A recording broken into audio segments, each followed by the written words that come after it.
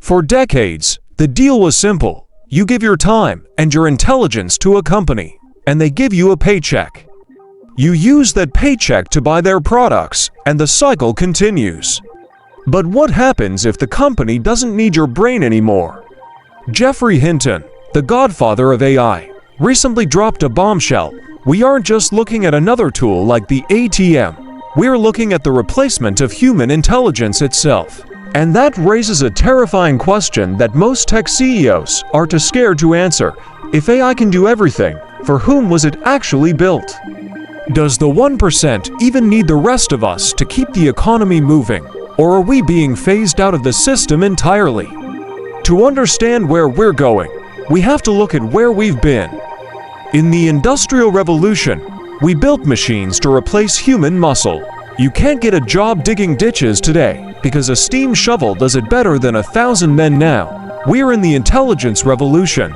This time, it's not our muscles being replaced, it's our brains. We're talking about mundane intellectual labor.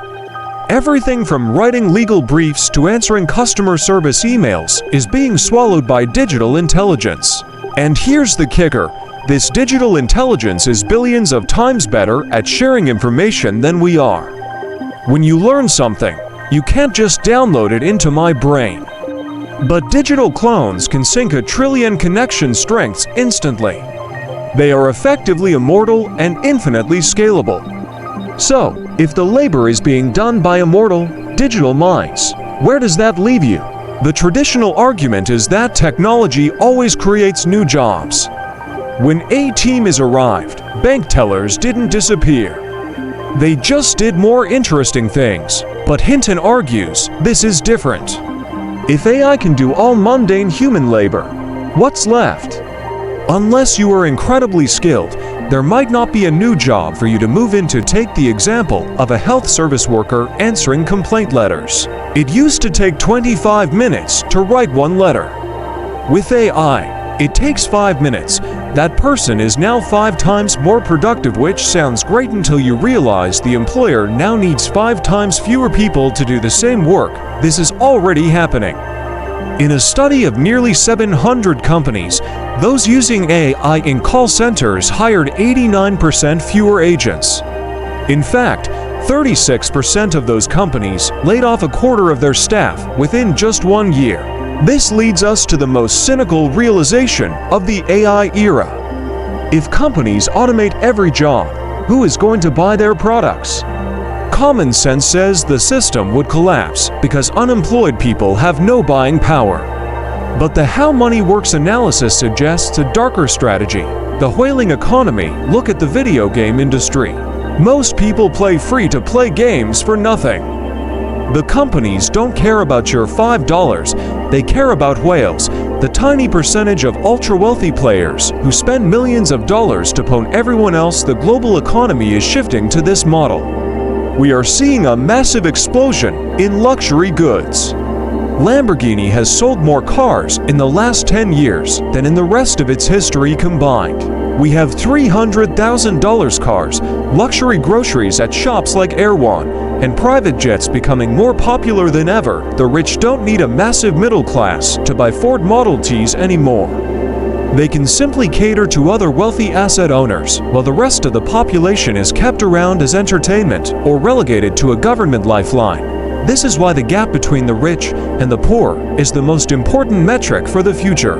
When that gap gets too big, society becomes nasty.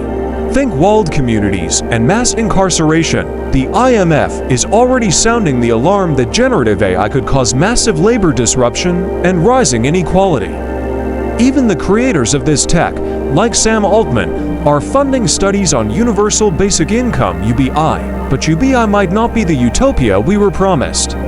A recent study in Texas and Illinois gave people $1,000 a month.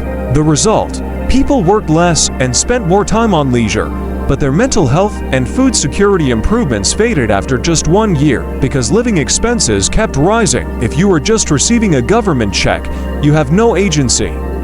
You are a passenger in a world built by and for the owners of the AI clusters. So, is there a way out? Some suggest we need universal basic wealth instead of just income. Imagine if every person on Earth was given a share of the world's AI capacity tokens they could sell or use to co-create the future. This would give people ownership of the compounding value AI creates, rather than just a handout for now. The Godfather of AI has one piece of practical advice. If you want a job that's safe for a while, become a plumber. AI is amazing at digital tasks, but physical manipulation in the real world is still a long way off. The intelligence revolution was built to maximize efficiency and profit. Whether it was built for you depends on whether we can change the economic model. For the whales take everything, don't just watch the future happen. Understand how the money works, or you might find yourself on the outside of the wall looking in key source insights. Intelligence versus muscle. AI represents a shift from replacing physical labor to replacing mundane intellectual labor, which could lead to mass joblessness because there are few areas left where humans excel. Like interviewing or physical plumbing, the digital advantage. AI is superior to human intelligence because it is digital, immortal, and can share information at a rate billions of times faster than human language. The productivity trap, making workers more efficient, for example, writing letters in 5 minutes versus 25 often leads to companies needing fewer employees rather than creating more work. The wealth gap. AI is likely to increase the gap between the rich owners of AI and the poor, potentially leading to nasty societies dominated by walled communities. Asset versus labor. The value of human labor is stagnating, while the value of assets is skyrocketing. Future wealth will likely come from owning a share of AI's output rather than earning a salary whaling strategy.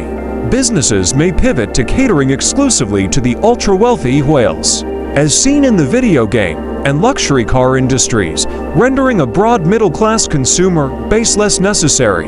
UBI limitations. Universal basic income may prevent starvation, but it doesn't provide the agency or dignity people get from participating in the economy, and its benefits can be swallowed by rising costs.